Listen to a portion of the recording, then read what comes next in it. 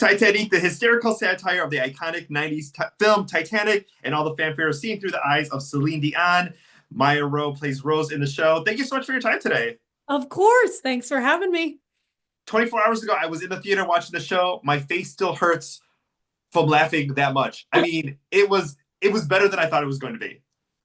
Good. That's the goal. It is a wild ride. I mean, once the train stops or starts, it doesn't stop. So thanks for being on it with us. Tell me a little bit about your connection to the Titanic, to Celine Dion's music. Before taking on this role. Yes. Well, I feel like Titanic, the iconic movie, who doesn't have a severe sense memory with that movie? Like it shaped us all in some way.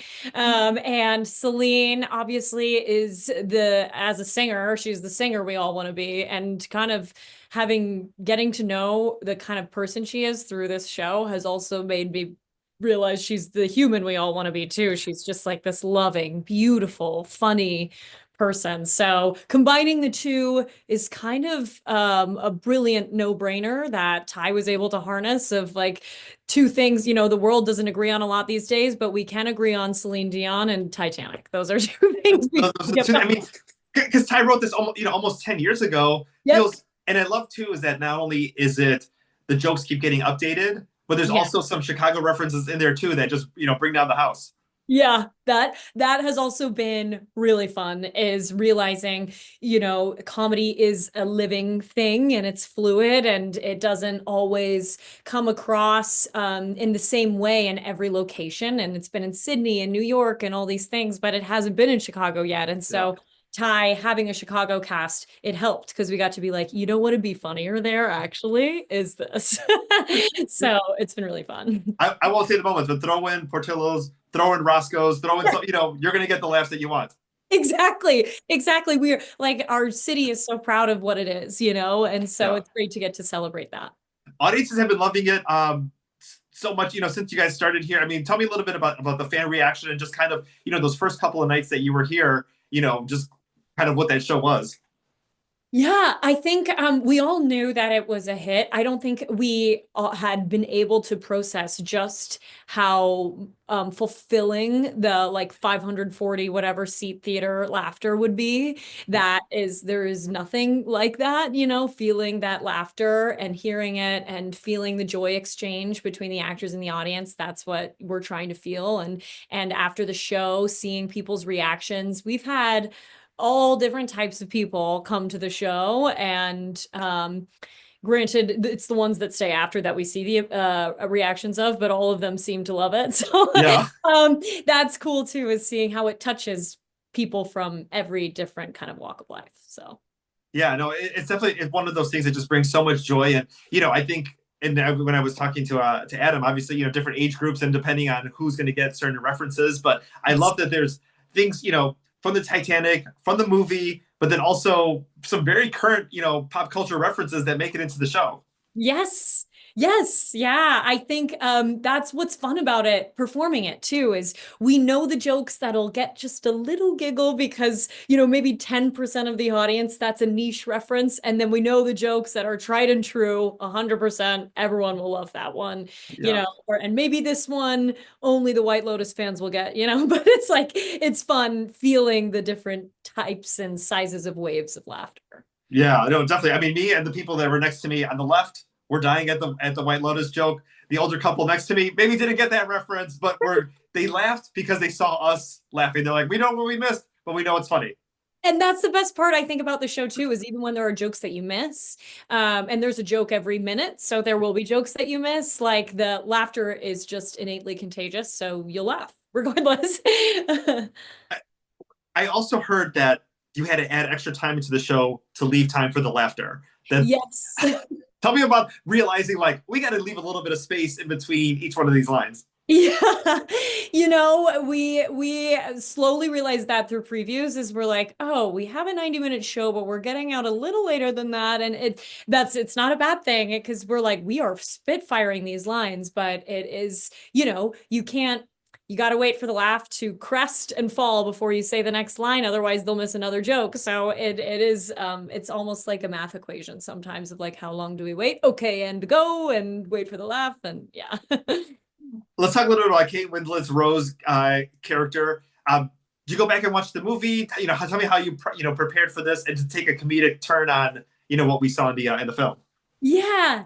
It's been fun like revisiting it because Kate is an icon, obviously, and this movie and her Rose is so beautiful and ahead of her time in that she thinks for herself and is unafraid of love and picks that over money and all these wonderful things. So I think in Titanique we're able to, just like the title of the show, kind of take it and twist it a little and still be all of those things. She's sure of herself, but a woman of passion and excitement, and also is able to embrace the wildness and weirdness of physical comedy and the comedy of the show, which in its own way is feminist. It's liberating as a woman to be able to be completely kooky on stage. We don't get to do that a lot. So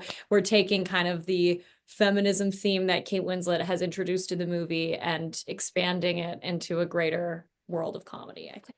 Because obviously, she has a couple of moments in the film that are very sensual, and you can kind of infer. You see, draw me like one of your French girls. Certain things, and you just take it, and you just have this wonderful comedic like opportunity to just like kind of take what we thought was that and just like kind of flip it around.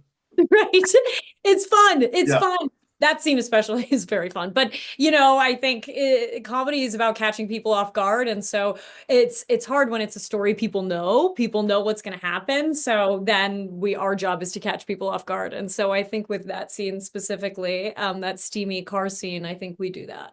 Yeah, you do a wonderful job with that.